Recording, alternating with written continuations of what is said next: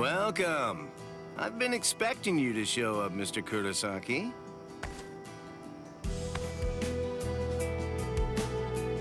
How did you know I'd come here? You're looking for information, aren't you? You want me to tell you how you can get to Waco Mundo, right? Very well then. Okay, it's all ready. I was afraid. I thought that Aizen might target Orihime because of her powers, so I barred her from participating in frontline combat. But it didn't work. It was my mistake entirely. I was simply too concerned with her feelings and too passive about protecting her.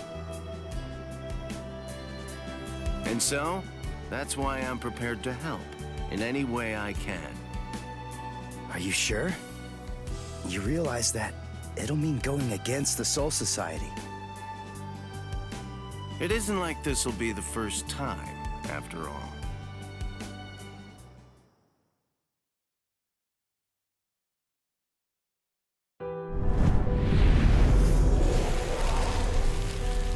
Having carried out their ambush on Katakuta town, the Arankars ceased their onslaught and retreated.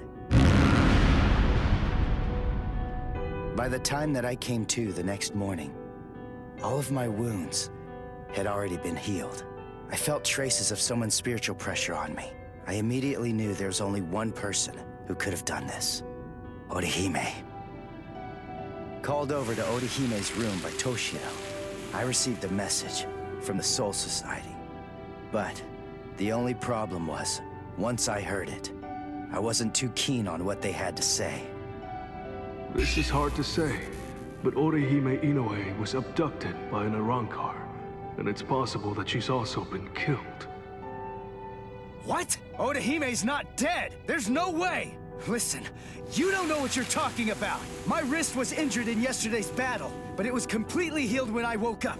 There were traces of her spiritual pressure on me, and you're telling me that she might be dead? Yes, it's most regrettable indeed. Of course, if what you are saying is true, then perhaps it is possible that Orihime is still being kept alive somewhere. But then, that would also imply that there was some kind of a betrayal.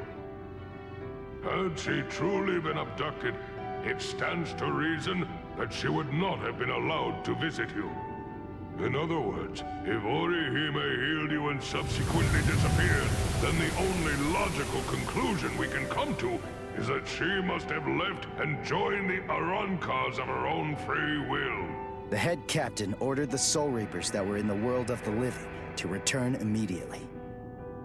Clear as it was that the Arankars were already preparing for a large-scale attack, he needed them at the Soul Society to prepare their strategy and bolster their defenses. Although Renji and Ruki objected to the order, the head captain was smart enough to deploy Byakuya and Kenpachi to force them to come back to the Soul Society just in case. I wasn't asking them to help me. All that I wanted was for them to tell me how to get to Waco Mundo. But they weren't even gonna budge on that. Anyway, the head captain considered my assistance crucial in the coming battle, and so he ordered me to stand by and await further orders in the world of the living. I knew there was zero chance Orihime would ever betray us.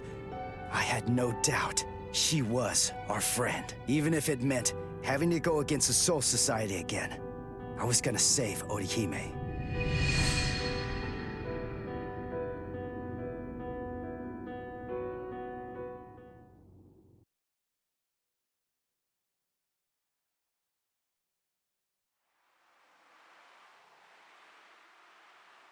You look completely hopeless. Udio, what are you doing here? What else? We're going to Waco Mundo with you, aren't we? Chad! Mr. Urahara told me everything. We're going with you. No, I really appreciate it, but... sorry. Neither one of you is strong enough. Ichigo. So then, was that not strong enough? Ichigo? Chad. Just believe in us. Don't try to do it all yourself. We want to help you.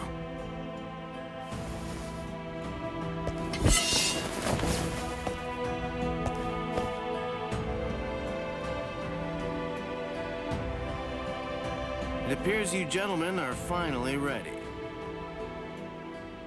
In my right hand, the stone that connects the worlds. In my left hand, the blade that binds existence. The black-haired shepherd, the chair of the noose. I strike the ibis when the clouds gather. This is the opening the Arankars used to enter this world. It's called the Garganta. There's no solid ground beyond. There's only a furor of reishi. Each of you must create his own path out of that reishi. Go toward the darkness, and you will arrive at Waco Mundo.